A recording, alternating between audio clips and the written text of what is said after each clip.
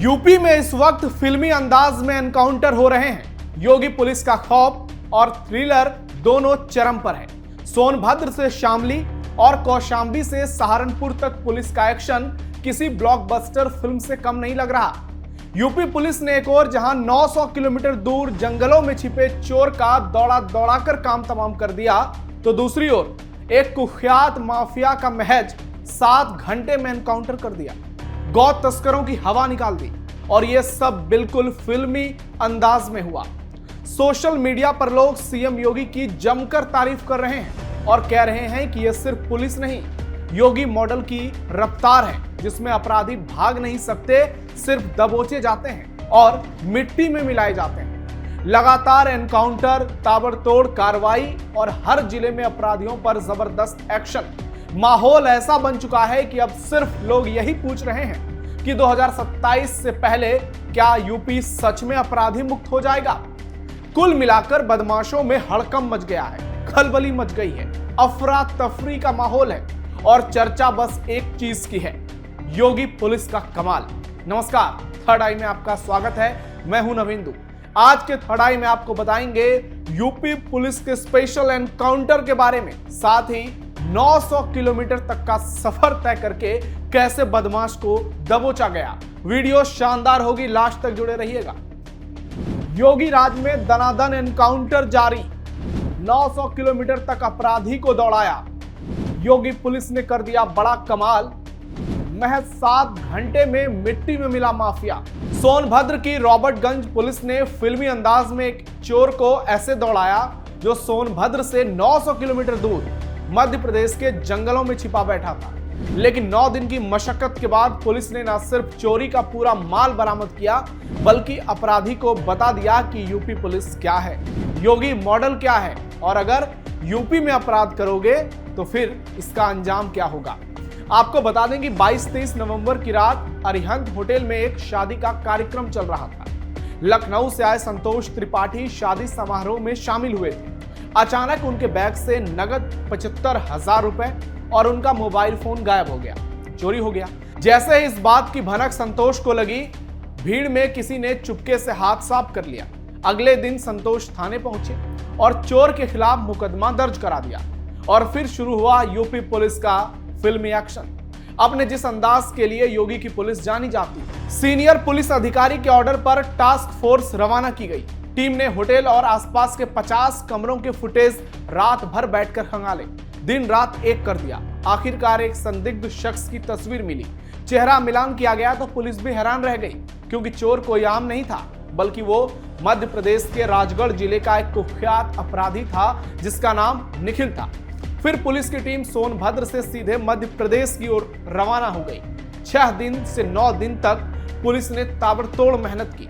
6 दिन टीम ने निखिल के गांव में डेरा डाला, स्थानीय थाना पुलिस और गांव के मुखिया की मदद ली और 900 किलोमीटर तक का सफर तय कर चोर के घर पर धावा बोल दिया, जहां से चोरी की रकम 75,000 रुपए और मोबाइल फोन बरामद कर लिया गया। और फिर 1 दिसंबर को पीड़ित संतोष त्रिपाठी के हाथों में उनका सामान वापस भी कर दिया। और यह देखकर संतोष भी चौंक गए कि पुलिस ने इतनी जल्दी इतनी बड़ी एक्शन कैसे ले ली। 1 हफ्ते पहले अरिहंत होटल में एक शादी समारोह था। शादी समारोह में जो लड़की वाले थे, लखनऊ से आए थे, उनका रुपया 75,000 और एक मोबाइल चोरी हो गया था। पुलिस अधीक्षक सोनभद्र सर द्वारा अपराधियों के विरुद्ध चलाए जा रहे अभियान के क्रम में हमारी एक टीम त्वरित कार्रवाई करते हुए मध्य प्रदेश गई थी, जहां से इनका 75,000 रुपया और मोबाइल दोनों बरामद हुआ है, जो आज हम लोगों ने इनको सुपुर्द किया है। वाकई में योगी पुलिस की इस सफलता ने बता दिया कि यूपी पुलिस क्यों अलग है। ये एक बड़ा कमाल था। इतना लंबा सफर सिर्फ 75,000 रुपए के लिए तय करना बताता है कि योगी पुलिस दूसरे राज्यों की पुलिस से कैसे अलग है और योगी मॉडल क्यों खास है। लोग सोशल मीडिया पर सीएम योगी और उनकी पुलिस की जमकर तारीफ कर रहे हैं और कह रहे हैं कि यही मॉडल पूरे देश में लागू होना चाहिए। अगर ऐसा होता है तो हर एक व्यक्ति, हर एक नागरिक की सुरक्षा जो है वो पूरी तरह से हो पाएगी। और अगर ऐसा होता है तो निश्चित तौर पर देश में बदमाशों का खात्मा हो सकता है। प्रदेश से बदमाश पूरी तरह से मिट सकते हैं, लेकिन बस इरादे, दृढ़ संकल्प और नीयत योगी आदित्यनाथ और उनकी पुलिस जैसी होनी चाहिए। शामली में कुख्यात का 7 घंटे में एनकाउंटर। जब एनकाउंटर की बात हो रही है तो अब आपको शामली में हुए एनकाउंटर के बारे में बताते हैं। रविवार शाम एक महिला से चेन लूटने वाले कुख्यात बावरिया गैंग के सरगना मिथुन बावरिया, जिसकी उम्र 40 साल थी, पुलिस ने उसका 7 घंटे में एनकाउंटर कर दिया और मार गिराया। मुठभेड़ सोमवार देर रात वेदखेड़ी मंसूरपुर मार्ग पर हुई। मिथुन पर शामली में 50,000 और बागपत में 1 लाख यानी कुल 1.5 लाख रुपए का इनाम रखा गया था। एसएसपी शामली नरेंद्र प्रताप सिंह के मुताबिक रविवार शाम करीब 6 बजे कंधला क्षेत्र में एक महिला से दिन दहाड़े चेन लूट की घटना के बाद पुलिस इस अपराधी की तलाश में जुट गई थी और सूचना मिलते ही पुलिस ने फौरन कार्रवाई शुरू कर दी और सीसीटीवी फुटेज और गवाहों की मदद से बदमाशों का पता लगाया। देर रात पुलिस को खबर मिली कि दोनों बदमाश वेदखेड़ी मंसूरपुर मार्ग पर हैं। स्क्वाड टीम और स्थानीय पुलिस ने पूरे इलाके को घेर लिया। पुलिस ने घेराबंदी कर बदमाशों से सरेंडर करने को कहा, लेकिन थित्थर बदमाश जवाब में पुलिस के साथ बहसबाजी करने लगे। पुलिस को जवाब देने की सोचने लगे। जवाब में मिथुन बावरिया ने ऑटोमेटिक कार्बाइन और इटली निर्मित बरेटा हथियार से अंधाधुंध फायरिंग शुरू कर दी। पुलिस ने भी जवाबी कार्रवाई की। मुठभेड़ में मिथुन को गोली लगी और उसका साथी कुलवीर अंधेरे में गन्ने के खेतों का फायदा उठाकर फरार हो गया। लेकिन इस मुठभेड़ में एक सिपाही के हाथ में भी गोली लग गई, जबकि दूसरी गोली उसके बुलेट प्रूफ जैकेट में फंस गई, यानी किसी तरह सिपाही की जान बच गई। लेकिन घायल मिथुन को पहले स्वास्थ्य केंद्र में भर्ती कराया गया, फिर जिला अस्पताल ले जाया गया, जहां डॉक्टरों ने उसे मृत घोषित कर दिया।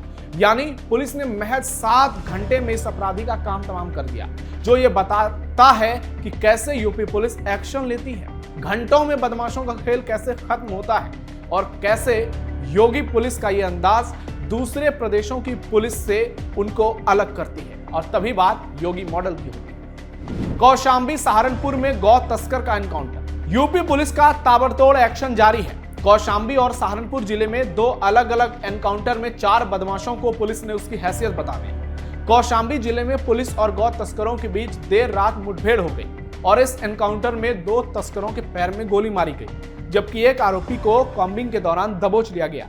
ये वही तस्कर बताए जा रहे हैं जिसके बारे में पुलिस को सूचना मिली थी कि तियारा जमालपुर गांव के पास जानवरों के अवशेष के बाद जो असली आरोपी हैं वो यही लोग हैं।